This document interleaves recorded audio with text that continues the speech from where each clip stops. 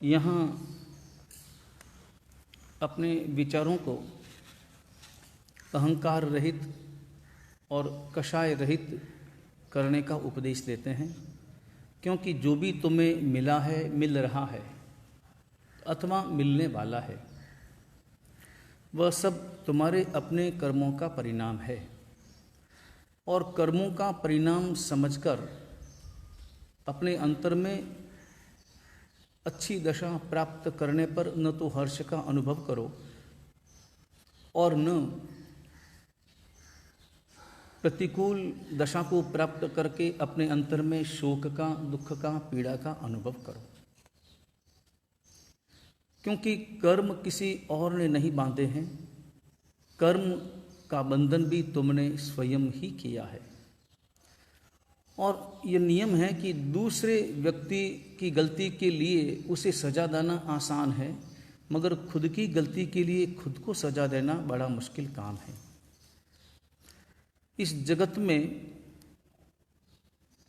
पुत्र के द्वारा, किसी नौकर के द्वारा, किसी व्यक्ति के द्वारा तुम्हारा जब नुकसान होता है तो उसे सजा देते हुए लोग दिखाई देते हैं, लेकिन वैसा ही नुकसान, बल्कि उससे भी ज़्यादा नुकसान यदि खुद के द्वारा खुद का हुआ है तो कभी भी खुद को थप्पड़ मारते हुए आज दिन तक कोई भी व्यक्ति नहीं देखा गया। किसी ने भी खुद को कभी सजा नहीं दी। अपने अंतर में भले वह दर्द का अनुभव करे, वह पश्चाताप का अनुभव करे अथवा स्वीकार भी करे कि ये मुझसे गलती हुई, मगर सजा नहीं दे पाता। सजा हमेशा दूसरों को व्यक्ति देता है, देने की कोशिश करता है, क्रोध करता है तो दूसरों पर। यहाँ चूंकि गलती किसी और से नहीं हुई बल्कि तुमसे खुद से ही हुई, तुमने ही ध्यान नहीं रखा, भान नहीं रखा, परिणाम के बारे में विचार नहीं किया, अंधा होकर के चला, आगे रास्ता नहीं देखा और फिर बाद में जब खड्डे में गिरा तो तुम चीखते हो, चिल्लाते हो। दोष आंख नहीं देखकर चलने वाले का है या दोष गड्ढा खोदने वाले का? मुसीबत यह है कि जब कोई दूसरा गिरता है तब वो व्यक्ति चिल्लाता है, अंधा होके चलता है, दिखाई नहीं देता कि नीचे गड्ढा है। और अगर खुद उस गड्ढे में गिर जाए तो वह चिल्लाता है ऐसा कहकर कि यहाँ बीच रास्ते में गड्ढा किसने खोदा। खुद देख करके नहीं चला, ऐसा कभी नहीं सोचता, और खुद की गलती कभी मानने के लिए आदमी तैयार नहीं होता। एक जैसी गलती के लिए आपने कभी सुना हो उदाहरण, एक घर में पति है, पत्नी है, दो ही हैं, सुबह का समय है और उस रोज कोई कार्यक्रम है। कार्यक्रम होने के नाते पत्नी जल्दी से अपना सारा काम निपटाकर तैयार होना है उसे, इसलिए वह स्नान करने के लिए चली गई है। वापस आई, संयोग ऐसा कि ठीक उसी समय दूध वाला आया। पति गया हुआ था बाथरूम में स्नान करने के लिए, पत्नी वहीं थी और दूध वाले ने आकर आवाज दी तो पत्नी रसोई घर में गई और तपेला लिया, ढक्कन लिया, बाहर गई, दूध लिया, वापस आ रही थी। आधा रास्ता तय किया।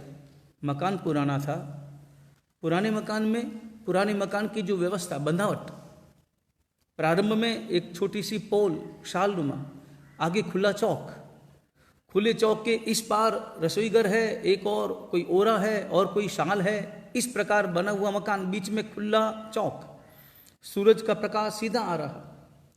उसने आधा चौक पार किया था, मकान पुराना इसलिए बड़ा था, आधा चौक पार किया और अचानक बाहर उसकी सहेली ने, पड़ोस में रहने वाली सहेली ने आवाज दी कि बहन जल्दी आओ, बाहर आओ, कोई काम है। उसने सोचा कि बहुत जरूरी काम होगा, अब मैं तपेला लेकर ठेठ रसोई घर तक जाऊंगी, वापस आऊंगी, समय लगेगा और मुझे बाहर भी जाना है। तो उसने सोचा कि अभी 2 मिनट बात करके आती हूं। ऐसा सोच के तपेला वहीं बीच में चौक में वहीं रखा। सुबह के 8 बजे थे, अंधेरा नहीं था। दूध का तपेला वहीं रखा ढक्कन के साथ और खुद चली गई बाहर, जल्दी आने का सोचकर। लेकिन बाहर गई और वो सहेली कोई बात बता रही थी, कोई अड़ोस पड़ोस की बात थी जो उसके दिमाग में घुमड़ रही थी। और जब तक वो बात बोले नहीं तब तक उसे आफरा चढ़ा हुआ था, इसलिए उसने जल्दी बुलाया था। बात करने लगी और बातों में इतनी मशगूल हुई, क्योंकि बातें निंदा की थी, दूसरों के घर की थी, और दूसरों के घर की बातें सुनने में बहुत आनंद आता है। बातों में इतनी मशगूल हुई कि कब 2 मिनट, कब 4 मिनट, कब 5 मिनट, कब 10 मिनट बीत गए पता भी न चला, और दूध तो भूल गई। और संयोग ऐसा कि पति बाथरूम से निकला और टुवाल से बालों को पोंछता हुआ बाहर आया। कल्पना ही थी थोड़ी कि मुझे जाना है, कोई काम करना है, वहां जाना है, वो करना है। दिन भर का कार्यक्रम उसके दिमाग में था, पैसे कहां से लाने हैं, कहां भरने हैं, चिंताएं भी थी। और वो बाल पोंछता हुआ जा रहा था, तपेला नजर नहीं आया, ठोकर लगी, दूध गिरा। तभी पत्नी का भीतर आना हुआ, दूध गिरा। गलती किसकी? ठोकर लगाने वाले की या तपेला रखने वाले की? गलती किसकी? पति चिल्लाया। जब ठोकर लगी तो भान हुआ, तो नीचे देखा तो तपेला था और दूध बिखरा पड़ा था। क्रोध आया, गुस्से में आया, जोर से बोला, चीख करके बोला, ये कोई जगह है तपेला रखने की? बीच चौक में रखा जाता है कोई तपेला? कितना नुकसान हो गया। अब चाय कहां से मिलेगी? दूध वाला तो गया। पत्नी मौन हो गई, क्योंकि तपेला उसी ने रखा था। और उसने सोचा कि अब मैं जवाब दूंगी, फिर उसका सवाल होगा, फिर जवाब, फिर सवाल, अंत नहीं होगा। मौन धारण करना होता है और अनुभव करना। कभी भी दो में अगर विवाद हो, एक काम ऐसा है जो शांति देता है और वह है मौन। मौन धारण करो। केवल सत्यता को प्रकट करने के चक्कर में या अपने आप को सत्य साबित करने के चक्कर में अशांति मोल ले लेते हैं। और अनुभव करना, दोनों में ज्यादा महत्वपूर्ण क्या है? सत्यता प्रकट करना या शांति पाना? दोनों में ज्यादा महत्वपूर्ण जीवन में क्या है? शांति पाना ही जीवन का लक्ष्य और उद्देश्य है। और सत्यता जो है वो है, प्रकट हो न हो पाए कभी, और समय आने पर अपने आप सत्यता का पता चल जाता है। उसने मौन धारण कर लिया, हालांकि वो बोलना चाह रही थी, मगर नहीं बोलने में ही भलाई समझी। बात आई गई हुई, 1.5 महीना बीता। 1.5 महीने के बाद एक दूसरा प्रसंग उपस्थित हुआ। कोई कार्यक्रम था, कहीं जाना था और पत्नी को सजना संवरना था। वो बाथरूम में गई। समय तो उसे ज्यादा लगता है, स्वाभाविक। और इधर दूध वाला आया।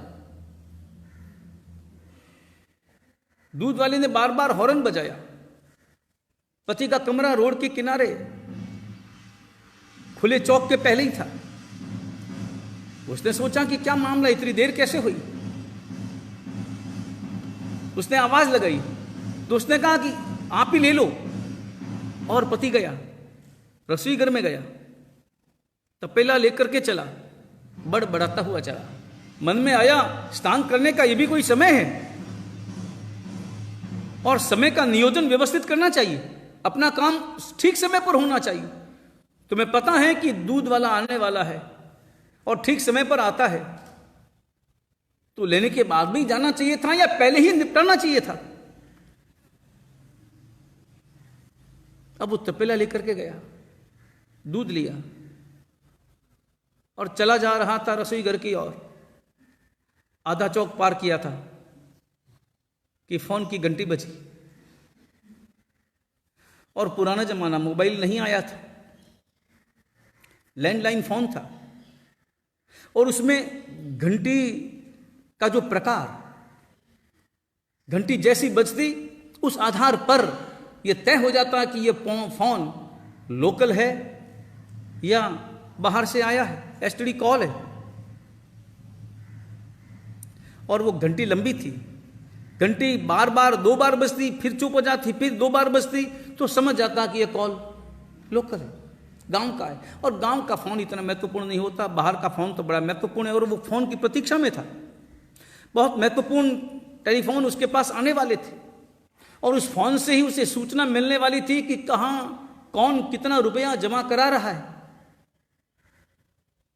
और कोई सौदा होने वाला था। इसलिए फोन की प्रतीक्षा थी और घंटी लंबी थी, और बड़ी मुश्किल से, छोटे गांव में तो बहुत मुश्किल से फोन लगता था। पुराने जमाने में लाइटनिंग कॉल लगाना पड़ता था, तब कहीं जाकर बात होती। फोन की घंटी बजी, उसने मन में सोचा कि तपेला लेकर के दूर रसोई घर तक जाऊंगा, वापस आऊंगा, और कहीं फोन कट हो गया तो महत्वपूर्ण समाचारों से मैं वंचित रह जाऊंगा। पहले फोन अटेंड करता हूं, तपेला बाद में रख दूंगा। तपेला बीच चौक में रखा, गया फोन अटेंड करने। बातचीत करने में तो समय लगता है, और बात प्रारंभ होती है कोई भी, हां, माना कि पुरुषों की अपेक्षा महिलाओं को समय बातों में ज्यादा पसार होता है, मगर फिर भी बातें तो बातें हैं। और जब बातों में रस पैदा हो तो समय कितना लंबा लगता है पता भी नहीं चलता। नहीं, बातों की संपूर्ण जिम्मेदारी महिलाओं को पहले से ही दी हुई है। और इसलिए इस दुनिया का सबसे बड़ा अचरज, आपने सुना कभी? अपने यहां पर 10 अछेरे की बात हुई, उनकी बात नहीं, लेकिन जो 7 अजूबे माने जाते हैं, इनमें 8वां अजूबा आपको मालूम है? एक लाइन का अजूबा, एक लाइन का चुटकुला, कि एक स्थान पर 4 महिलाएं बैठी थी और मौन थी। इससे बड़ा अचरज दूसरा नहीं हो सकता।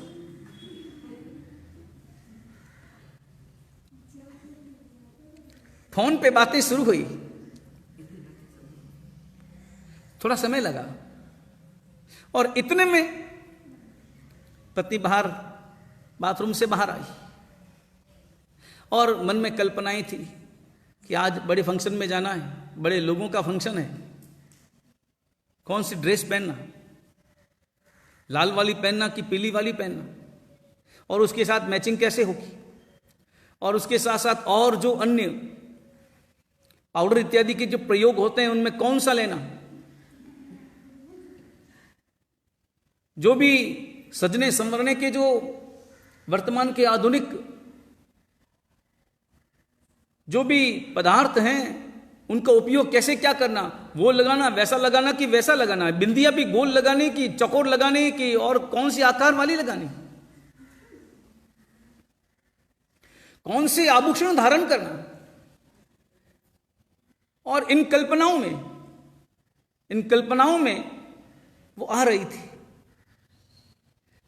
पति का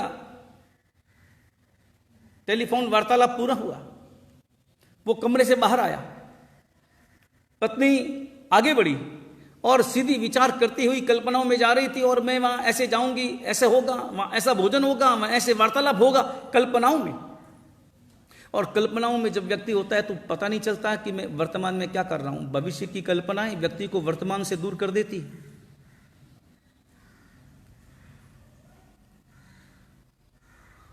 आगे बढ़ी, ठोकर लगी, नीचे ध्यान नहीं रहा, नीचे देखा नहीं, ठोकर लगी, तपेला औंधा हुआ, दूध नीचे गिरा, नजर पति की पड़ी।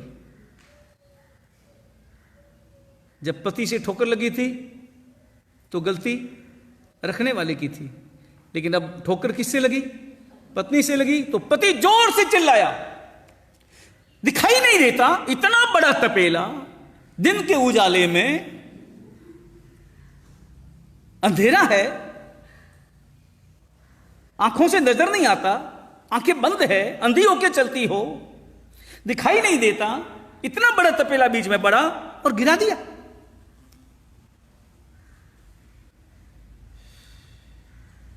खुद से ठोकर लगे तो गलती रखने वाले की, दूसरों से ठोकर लगे तो तब भी गलती तो उसी की है। गलती हमेशा दूसरों की होती, खुद की गलती होती कब है? और खुद की गलती को मैं स्वीकार भी कब कर पाता हूं, और स्वीकार भी कर लेता हूं तो मैं अपने आप को सजा कब देता हूं? लेकिन यहां आचारांक सूत्र में परमात्मा महावीर फरमाते हैं, जो भी स्थिति, जो भी अवस्था तुम्हें प्राप्त होती है, उसके पीछे कारण तुम्हारा अपना कर्म परिणाम है। और जो व्यक्ति कर्म परिणाम को समझता है, वह व्यक्ति कर्म बंधन में सावधान होता है। जो व्यक्ति कर्म उदय की स्थिति को समझता है, वह व्यक्ति कर्म बंधन में सावधान होता है। हम उदय के कारण रोते हैं, हंसते हैं, लेकिन बंध में बेहोश होकर चलते हैं।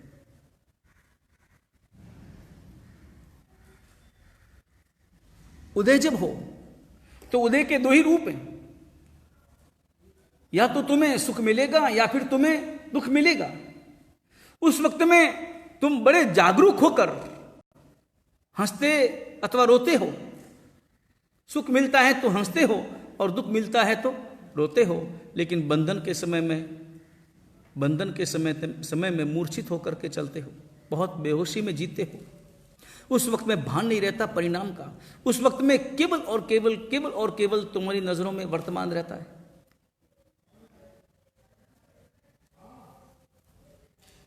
अपना जो प्रसंग चल रहा था, उसे भी इस सिद्धांत के साथ घटाना है। यहां परमात्मा जो फरमाते हैं,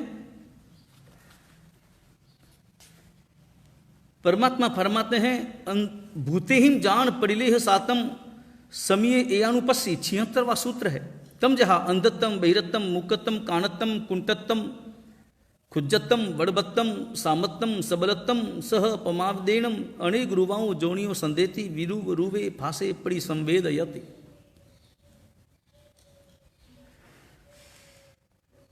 परमात्मा कहते हैं कि इस दुनिया में हर व्यक्ति को केवल और केवल, हर प्राणी में सभी आ गए। यहां भूत शब्द का प्रयोग किया है। भूतेहिम जान पड़िले है सातम, भूत यानी सभी आ गए, सभी जीव उसमें शामिल हो गए। सब जीवों को स्वाभाविक रूप से केवल और केवल सुख ही पसंद है। ये लहलहा रहे पेड़ पौधे, उनको भी सुख पसंद है, दुख उनको भी पसंद नहीं है। पानी के जीवों को भी सुख पसंद है, अग्निकाय के जीवों को भी सुख पसंद है। चाहे पृथ्वी काय के जीव हों, कोई भी जीव हो, लट हो, बिच्छू हो, सांप हो, कीड़ी मकोड़ी हो, सबको स्वाभाविक रूप से सुख पसंद है। अपने अपने हिसाब से और अपनी अपनी पर्याय से सुख प्राप्त करने की संज्ञा उनके अंतर में सदा सदा रहती है। लेकिन यह कर्मों का परिणाम है, और कर्मों के फलस्वरूप ही कभी कभी जीव अंधत्तम बहिरत्तम मुकत्तम, कभी कभी अंधत्व प्राप्त करता है, कभी कभी बहरा हो जाता है, कभी किसी जन्म में गूंगा हो जाता है, कभी कानत्तम काना हो जाता है, कभी कुंटत्तम लंगड़ा हो जाता है, कभी खुज्जत्तम बोना हो जाता है, वड़बत्तम सामत्तम सबलत्तम, कभी वो काला होता है और कभी वो चित्कबरा हो जाता है, और कभी कुष्ठ इत्यादि रोग से वह अपने अंतर में दुख का अनुभव करता है। कारण क्या है और वो क्यों उस वक्त में दुख का अनुभव करता है? तो यहां पर परमात्मा फरमाते हैं, पमादीणम अनेक रूवाओ जोनियो संदेती, वह प्रमाद के कारण से, केवल और केवल प्रमाद के कारण से। प्रमाद शब्द का अर्थ होता है यहाँ कर्म, यहाँ प्रमाद शब्द का अर्थ है कर्म बंधन का परिणाम।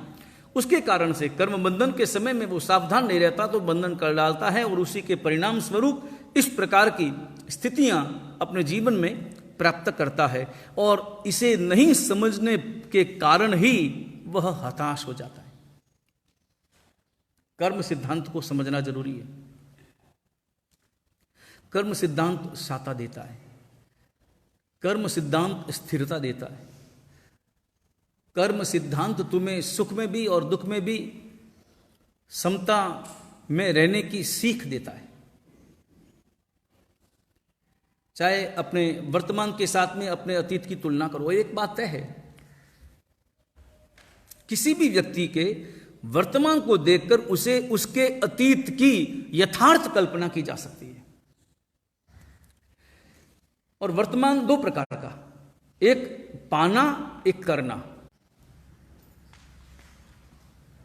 वो क्या पा रहा है, करने का अर्थ हुआ वर्तमान में वो क्या कर रहा है।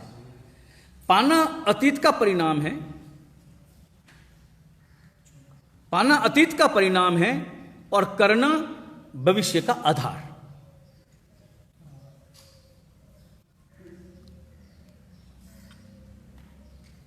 वर्तमान को देखकर हम अतीत और भविष्य दोनों की कल्पना आराम से कर सकते हैं। किसी भी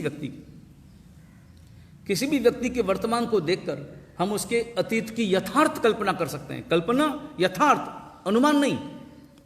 अनुमान में और यथार्थ में अंतर है।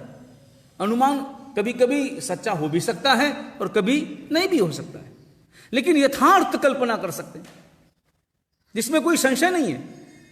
उदाहरण के लिए, जैसे मान लो किसी भी आम के पेड़ को देखकर आपने उसके बीज को नहीं देखा, किसने बोया उसका पता भी नहीं है, कब बोया वो भी पता नहीं है, मगर ये कल्पना कर सकते हैं आम के पेड़ को देखकर कि कभी न कभी किसी न किसी ने बीज को निश्चित रूप से बोया होगा।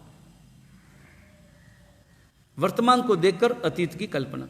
उदाहरण के लिए, जैसे मान लो एक ऐसा भी विचार किया जा सकता है, एक आदमी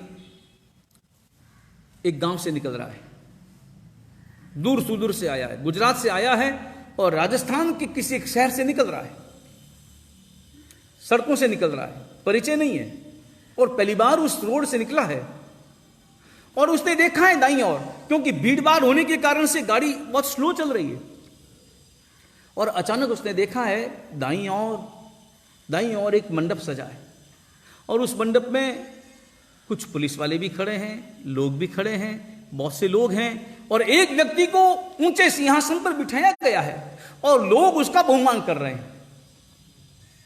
उसने दृश्य का देखा, बहुमान के दृश्य को देखा कि लोग उसका बहुमान कर रहे हैं। अब उस व्यक्ति के बहुमान को देख करके वह क्या कल्पना करेगा?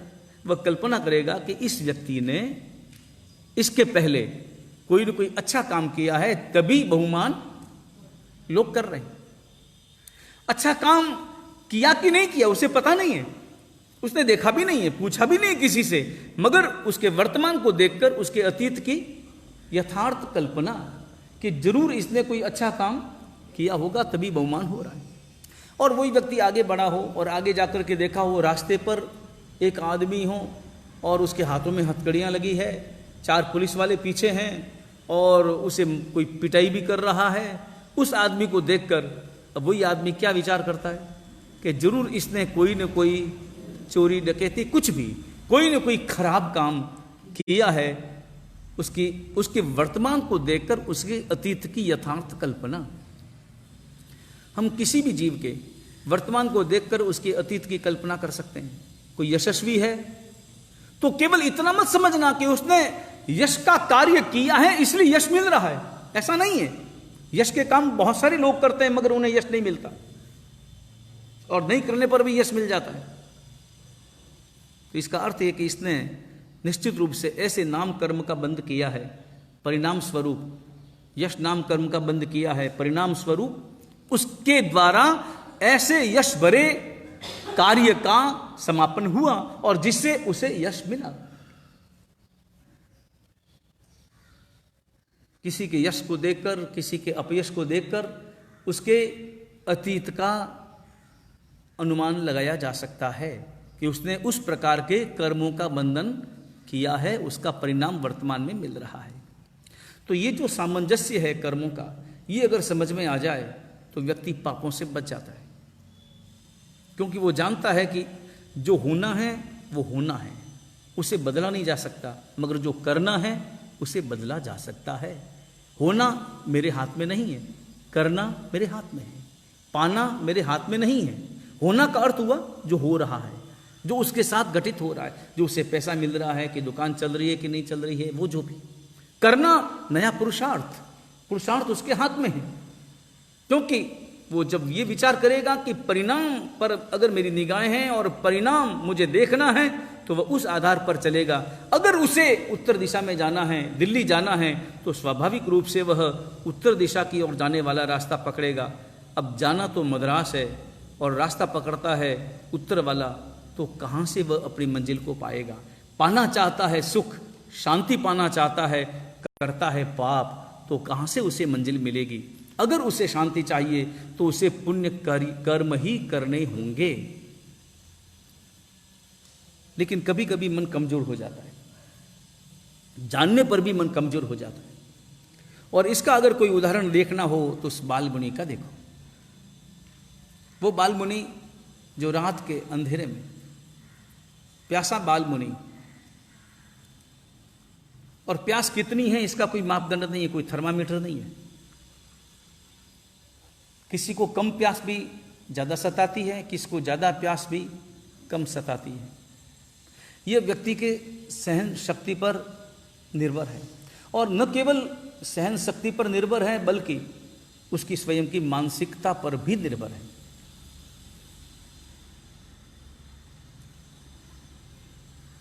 और उसने विचार किया कि पानी पी लेता हूं, उठता हूं, बिल्ली के कदमों से चलूंगा, आवाज न होगी, और धीरे से उठा है। देखा है गुरु महाराज की ओर, खराटे तो नहीं आ रहे हैं, कहीं जाग तो नहीं रहे, नहीं नहीं सोए हुए हैं, सोए हुए प्रतीत होते हैं। तो धीरे से उठता हूं।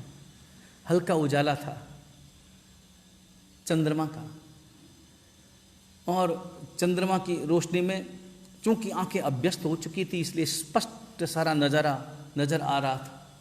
और आचार्य महाराज देख रहे थे, आचार्य महाराज समझ गए। लेकिन आचार्य महाराज की समझदारी, जिम्मेदारी के साथ समझदारी, आचार्य महाराज तो समझ गए थे। जब उठने लगा तो तुरंत पूछते, ए क्यों उठ रहे हो, क्या काम है, सो जाओ, अभी 12 बजे हैं, सो जाओ, किस लिए उठे हो? ऐसा कह सकते थे, मगर नहीं, ऐसा नहीं कहा, सोए रहे। और जो ही वो बैठा कि गुरु महाराज ने करवट बदली, करवट बदली। और करवट जब भी कोई व्यक्ति बदलता है ना, निद्रा आदि हो जाती है। अर्ध निद्रा ऐसी स्थिति जिसमें थोड़ी जागृति की भी दशा है। करवट हम संपूर्ण नींद में बदलते हैं या जागृत अवस्था में बदलते हैं? और जब जागृत अवस्था में बदलते हैं तो क्या प्रमार्जना पूर्वक बदलते हैं?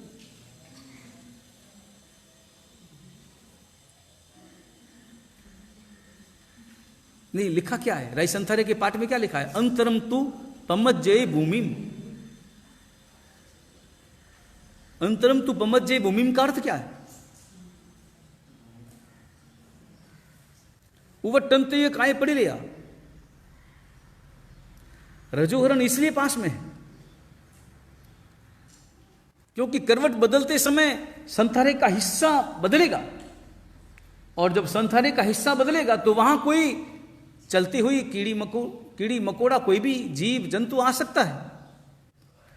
तो प्रमार्जना जरूरी है, और न केवल प्रमार्जना केवल संथारे की जरूरी है, बल्कि उसके साथ साथ प्रमार्जना स्वयं के अंगों की भी, क्योंकि जो अंग ऊपर थे वो अंग नीचे हो जाएंगे, जो अंग नीचे थे वो अंग ऊपर हो जाएंगे। तो जो अंग ऊपर थे वहां कोई भी जीव जंतु हो सकता है, उसकी प्रतिलेखना, ताकि जब वो अंग नीचे जाए तो किसी जीव को किलामना ना हो, किसी जीव की हिंसा ना हो। करवट बदली कि बाल मुनि सावधान हुआ, इसका मतलब ओहो करवट बदली है तो जागृत हो सकते हैं। सो गया वापस, थोड़ी देर प्रतीक्षा करो, वापस नींद आ जाए। हालांकि वो जानता था कि गुरु महाराज को नींद तो बहुत जल्दी आती है और योगियों को नींद जल्दी ही आती है। योगी जनों की नींद की विशेषता है सोना भी जल्दी, जागना भी जल्दी। सोते हैं तो सोते ही नींद आती है और एक आवाज़ लगाओ उठ जाते हैं। उठाने के लिए उन्हें हिलाना डुलाना नहीं पड़ता, तेज आवाज़ देनी नहीं पड़ती, क्योंकि उनकी निद्रा कौन सी अवस्था वाली निद्रा है? निद्रा वाली या निद्रा वाली, या फिर प्रचला और प्रचला वाली? नहीं, कौन सी निद्रा है? निद्रा है। और मैंने तो देखा है मेरे गुरु महाराज को, लेटे कि नींद, और कोई व्यक्ति गुरु महाराज लेटने की तैयारी में है और कोई श्रावक आ गया और श्रावक को कोई वार्तालाप करना है और वार्तालाप यूं ही करना है, कोई आवश्यक नहीं है, कोई चर्चा भी नहीं है, और वार्तालाप प्रारंभ करे, वो शुरू करे, पहला वाक्य तो गुरु महाराज सुन लेवे, दूसरा वाक्य कौन सुने? क्योंकि गुरु महाराज की नींद शुरू हो जाती, और जब हल्के हल्के खराटे वो सुनता तब उसे लगता कि क्या तो नींद आ गई, तब उसे उठ करके रवाना होना होता। ऐसी नींद, और वापस हल्की सी आवाज दो, गुरु महाराज तैयार। और बहुत से लोग नींद से जागने पर भी अच्छी तरह से कहां जाग पाते हैं, आलस्य में रहते हैं, आलस मरोड़ते रहते हैं, आंखों को मलते रहते हैं, उबासियां खाते मिलते हैं। जागते ही तरोताजा। अगर थोड़ी सी देर की गहरी नींद हो तो कुछ पलों की नींद भी व्यक्ति को तरोताजा बना देती है। इसलिए जब भी जागो एकदम से तरोताजा होकर के उठो, फिर बाद में आलस्य का काम नहीं। ऐसा नहीं कि उठ तो गए हैं फिर बैठे हैं, संथारी पर ही बैठे हैं, बिस्तरे पर ही बैठे हैं और बैठे बैठे कर रहे हैं। न निद्रा की अवस्था है न जागृति की अवस्था है। जागते ही होश में आओ और पूर्ण रूप से होश में आओ, तभी तो आराधना हो सकेगी।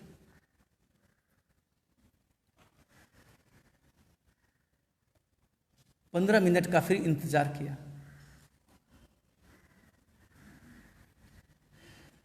बालमुनि को नींद आ नहीं रही थी, और नींद नहीं आने का कारण उसके अपने सपने थे जो खुली आंखों से देख रहा था,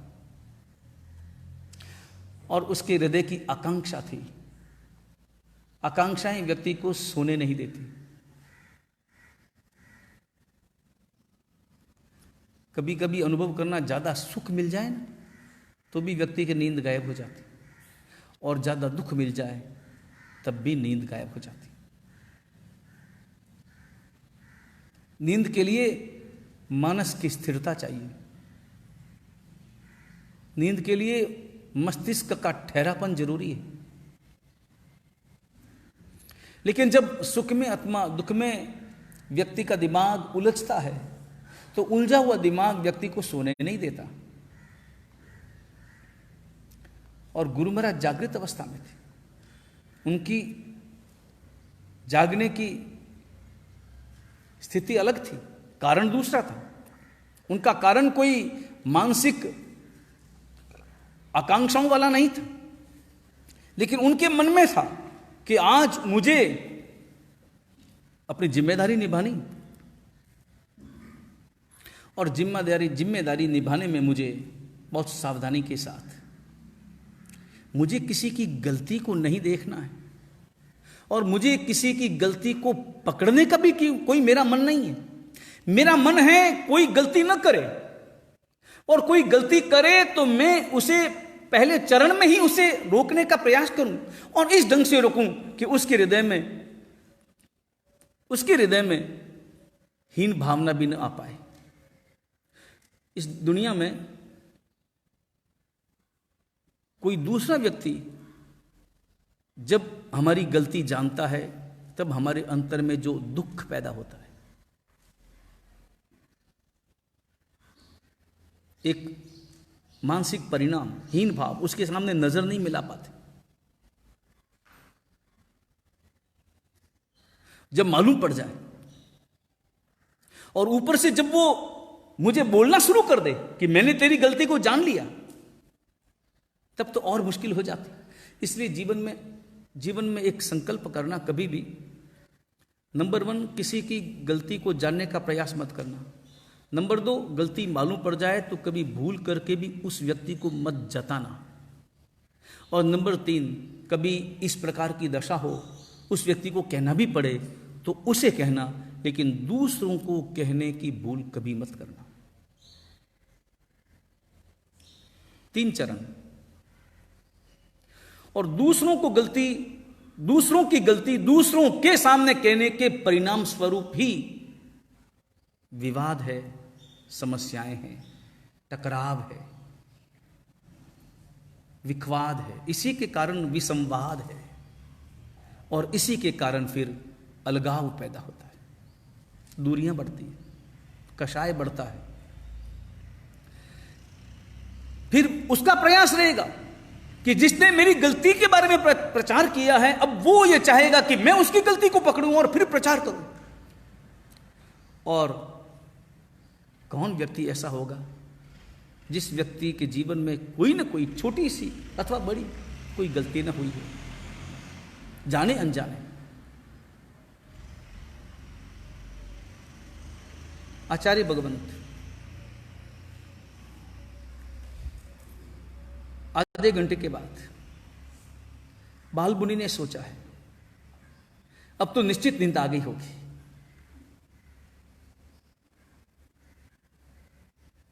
अब मैं बैठूं। और वो उठा, बैठा, देखा गुरु महाराज को नींद है, ऐसा उसे लगा, और खड़ा हुआ, हाथ में दंडासन लिया, क्योंकि एक गलती करने जा रहा था। एक गलती करने का मतलब यह नहीं है कि बाकी भी गलतियां करें, और ये बहुत अच्छी तरह से जानता था कि एक गलती भी मैं मजबूरी से कर रहा हूं, मैं कोई जानबूझकर नहीं कर रहा। मेरी दशा आज ऐसी है कि, और स्थितियां ऐसी है, और निमित्त सामने है।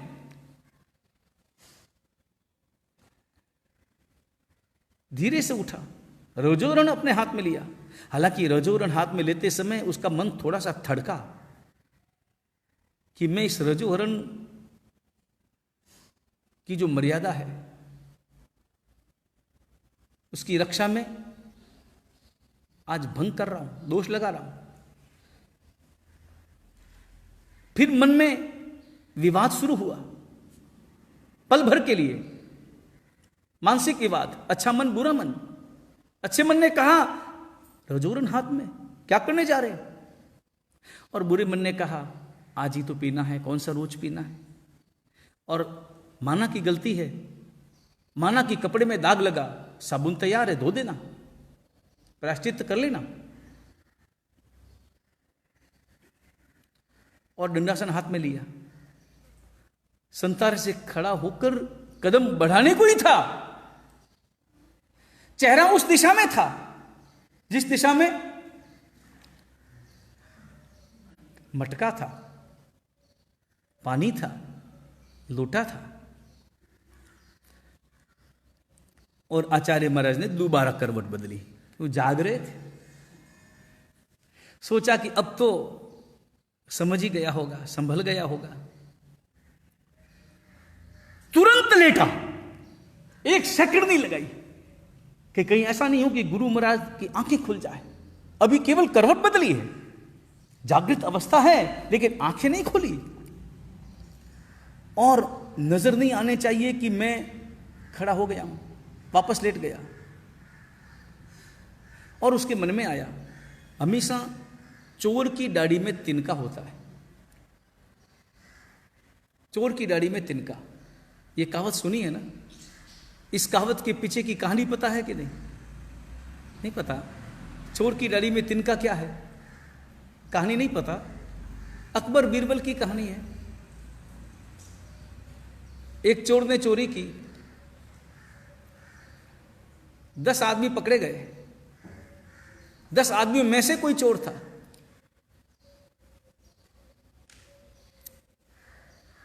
दसों ही दाढ़ी वाले थे। इनमें से चोर कौन? पूछा, नहीं बताया किसी ने। मारपीट भी की, नहीं बताया। सच किसी ने नहीं माना। पक्का इसी में से है, ये तय है। आखिर अकबर ने कहा बीरबल से कि तुम ही बताओ कि इसमें चोर कौन है। और बीरबल बुद्धि का धनी पहुंचा वहां, बैठे सामने। मैं अभी जाप करता हूं, अभी पता लगता है कि चोर कौन। वो सारे लोग घबराए और असली चोर था वो डबल घबराया, क्योंकि वो समझ गया कि कहीं मेरा ही नाम न आ जाए, क्योंकि चोर तो मैं ही हूं।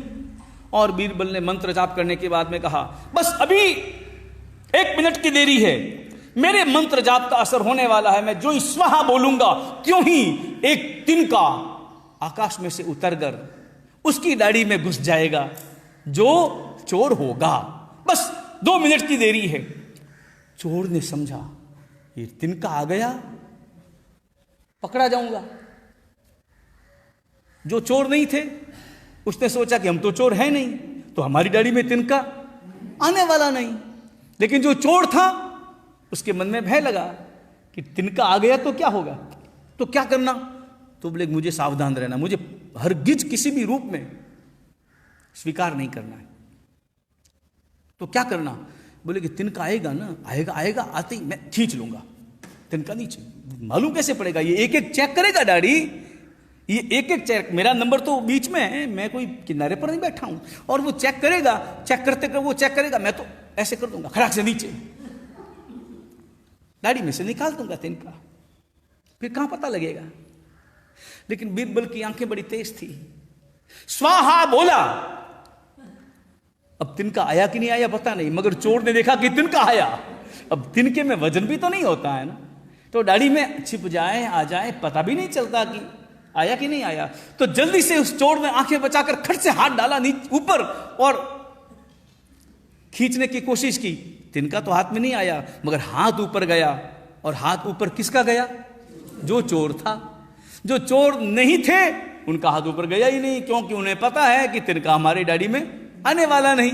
चोर पकड़ लिया और कहा चोर की दाढ़ी में तिनका होता है, हर एक की दाढ़ी में नहीं होता, तभी तो वो खींचता। मैं यहां ये उदाहरण इसलिए दे रहा था, ये कहावत इसलिए बता रहा था कि यूं वह बाल मुनि अगर रात को 12 बजे उठता तो उसके मन में कोई चिंता न होती कि गुरु महाराज देख रहे हैं अथवा नहीं देख रहे हैं, कोई चिंता न होती। नींद उड़ गई इसलिए उठ गया, बाहर जाना है, अन्य शारीरिक कार्य से जाना है इसलिए मैं उठ गया। लेकिन इस वक्त में उसके मन में क्या था? मैं किस लिए उठाऊं? पानी, इसलिए मालूम नहीं पड़ना चाहिए कि मैं उठाऊं। और तुरंत लेट गया और सोचा कि 20 मिनट और प्रतीक्षा करता हूं, आधा घंटा और प्रतीक्षा करता हूं, अब तो नींद आएगी। अब तो घड़ी में 1 बजा चाहता है, 1 सवा बज रहे, अब तो निश्चित रूप से गहरी नींद आएगी, गहरी नींद आएगी। गहरी नींद का समय यही है, रात्रि का 3रा प्रहर है, ये गहरी नींद का समय है। अब तो मैं उठूंगा ही उठूंगा और अब मुझे पानी मिलेगा और पानी बड़ा ठंडा होगा, पानी बहुत मीठा होगा, पानी बहुत रसीला होगा, पानी एकदम स्वादिष्ट होगा और मैं पानी पीऊंगा तो कितना आनंद आएगा। पानी पीने की कल्पना में जितना आनंद है, पानी पीने में उतना आनंद थोड़ी। कल्पनाओं में ही रस ज्यादा है, क्योंकि कल्पनाएं लंबे समय के लिए होती है और उस वस्तु का उपयोग पल भर के लिए होता है। उपयोग पल भर का, कल्पनाएं लंबे समय की।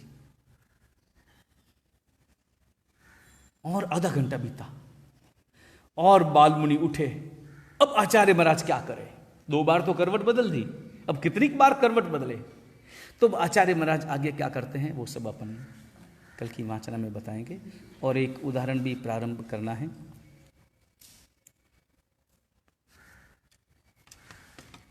आग्रह है कई लोगों का, एक कथानक प्रारंभ करते हैं। एक महत्वपूर्ण उदाहरण है। कभी कभी वार्तालाप कैसा होता है, और कभी कभी छोटी बातें कितना बड़ा रूप धारण कर लेती है। एक नगर, अंग देश का नगर चंपा नगरी, राजा रिपुमर्दन और महारानी रति सुंदरी, उसी नगर में रहने वाला नगर सेठ धनावह सब परिवार।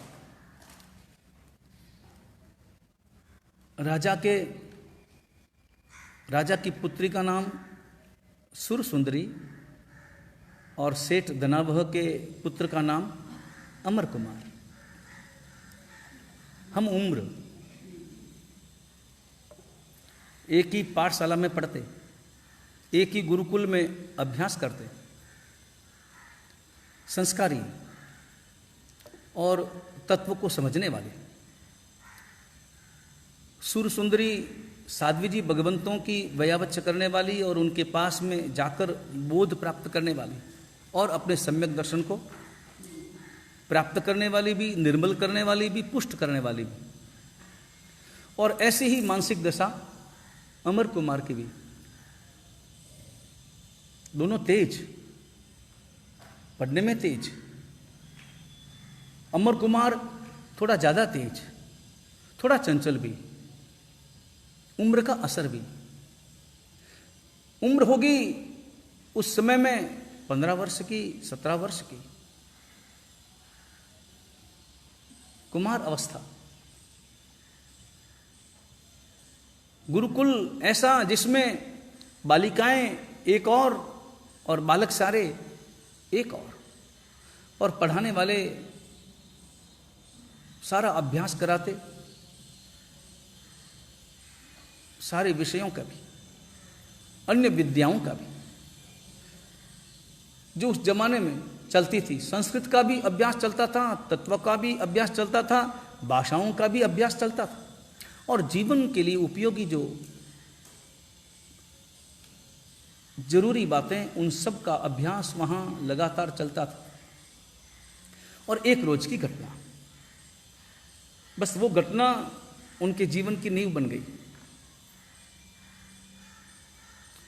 एक रोज दोपहर का समय था,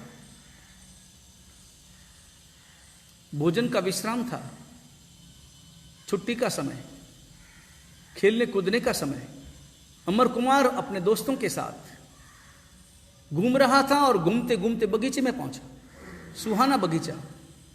किसी वृक्ष के पास जाकर के बैठे और बैठे बैठे वार्तालाप करने लगे, अभ्यास के बारे में भी, परिवार के बारे में भी, और इधर उधर अन्य अपने अपने स्वभाव के संबंध में भी। अचानक अमर कुमार की नजर पड़ी, सामने दूसरे किसी पेड़ के नीचे बालिकाएं बैठी थी। उन बालिकाओं में सुर सुंदरी, और सुर सुंदरी दोपहर के समय में ठंडी हवा और मौसम भी सुहाना, और वहीं एक चटाई बिछाकर लेट गई। गुरुकुल ऐसा जिसमें सादगी से कैसे रहना, इसकी शिक्षा पहले।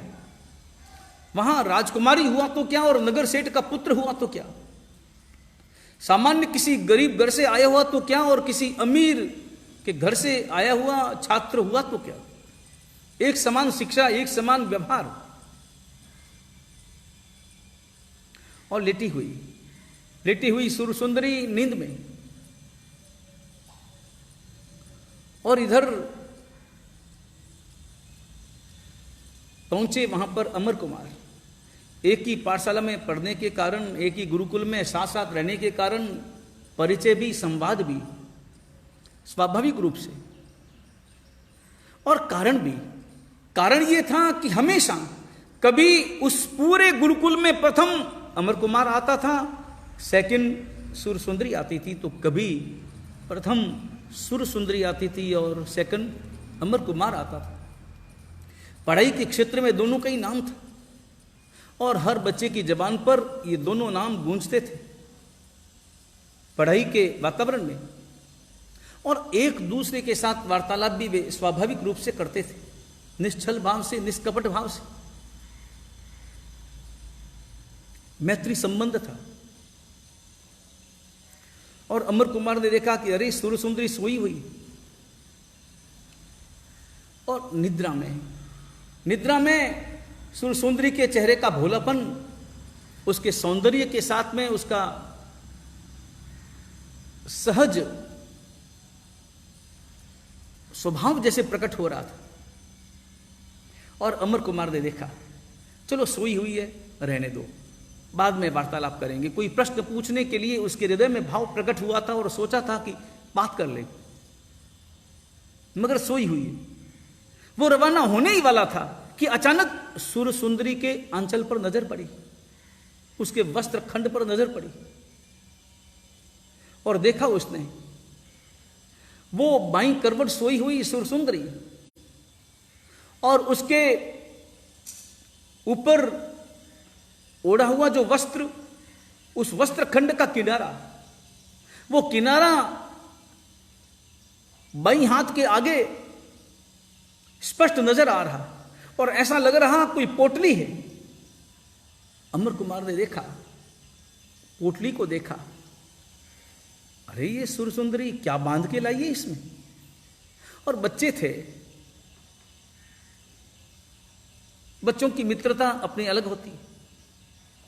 और मित्रता क्या है, मित्रता कैसी होनी चाहिए, इसके संबंध में कल प्रवचन देना है, क्योंकि कल मैंने आज पढ़ा है कि कल फ्रेंडशिप डे है, मित्रता का दिन है। इस मित्रता के दिन को हम अध्यात्म में कैसे स्थापित करें।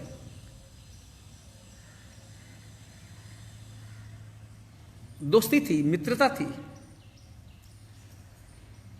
उसके मन में आया कि ये क्या लेकर के आई है, देखो तो सही।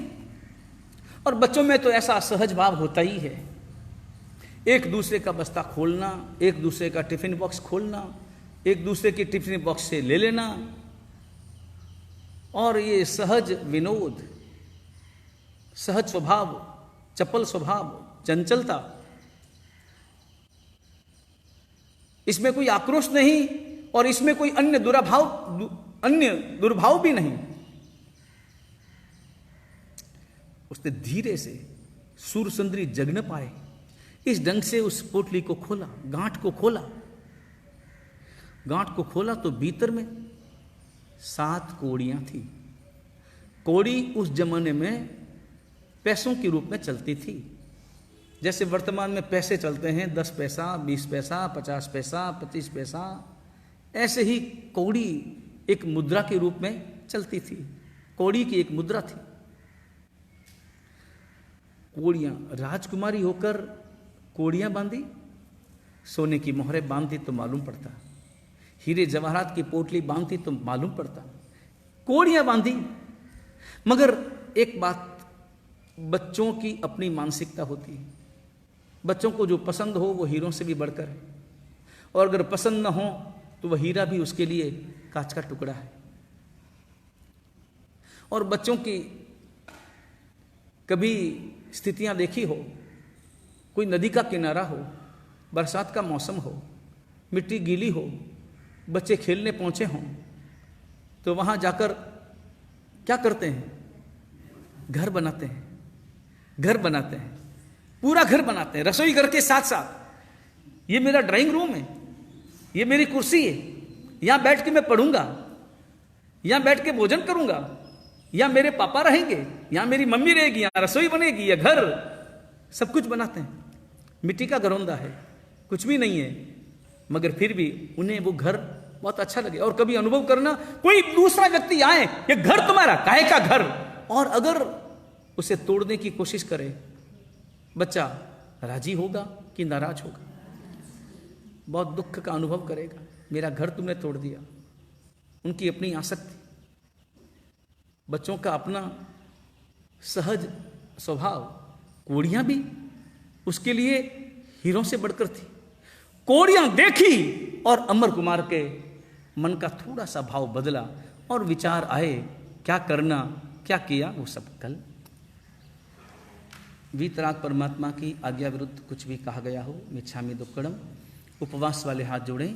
सूर्य उगे अबड़तम बचखाई तिविम प्यारम असरम खाई समदनो ससांग पाठ्यमणि गरण महतर गण सब समय वितरण पनार पोर्सी साठ पोर्सी वापसगणदनो ससांग चतकालेनम दिशा मोइनुम साउनेनम सब समाई बत्यागरण वो सिरई आयंबिल निबी एकासना बियासना ओगे सदम कारसी पोर्सी साठ पोर्सी वामुठी से पचकाई विसोचम प्यारम असरम पानो खाई समदनो ससांग पचनकालेनम दिशा मोइनुम साउनेनम सब समय बत्यागरण आयंबिलम निबी गयम पचखाई नदरम ससांग लेवाले वेणम के तसंचि ठानम कित्ते विगण बुड़च गण पाठ्यमणि गण महतर गण सब समय एकासनम बियासना पचकाई तिविम प्यारम असनम खाई सनंदन ससनम सागर गण उंट पसन गुरु गुडन पाठ्यमणि गण महतर गण सब समाई बत्यागरण वो सिरई।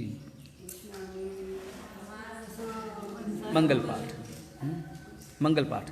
नमो वरियंताणम नमो सिद्धाणम नमो आयर्याणम नमो वजायाणम नमो लोई सव्वसावणम मेषु पंच नमोकारो सब्बभावपनासनो मंगलानम च सवेसिं परमं हवै मंगलम। चत्तारि मंगलम अरियंता मंगलम सिद्धा मंगलम साहू मंगलम केवली पन्नतुदमो मंगलम। चत्तारि लोगुत्तमा अरियंता लोगुत्तमा सिद्धा लोगुत्तमा साहू लोगुत्तमा केवली पन्नतुदमो लोगुत्तमो। चत्तारि शरणं भवज्जामि अरियन्ते शरणं भवज्जामि सिद्धे शरणं भवज्जामि साहू शरणं भवज्जामि केवली पन्नतं दमं शरणं भवज्जामि। मंगलम भगवान वीरो मंगलम गौतम प्रभु मंगलम स्थूलिभद्राद्या जैन धर्मोस्तु मंगलम। तासानुदासाइव सर्वदेवा यदीय पादाब्जतले लुटन्ति मरुस्थले कल्पतरु सचीयाद युग प्रधानो जिन दत्त सूर्य युग प्रधानो मणिधारी जिन चंद्र सूर्य युग प्रधानो जिन कुशल सूर्य युग प्रधानो जिन चंद्र सूर्य गणनायक सुख सागर युग प्रभावक जिन कांति सूर्य। सर्वमंगल मांगल्यम सर्वकल्याण कारणं प्रदानं सर्वधर्माणां जैनं जयति शासनम्।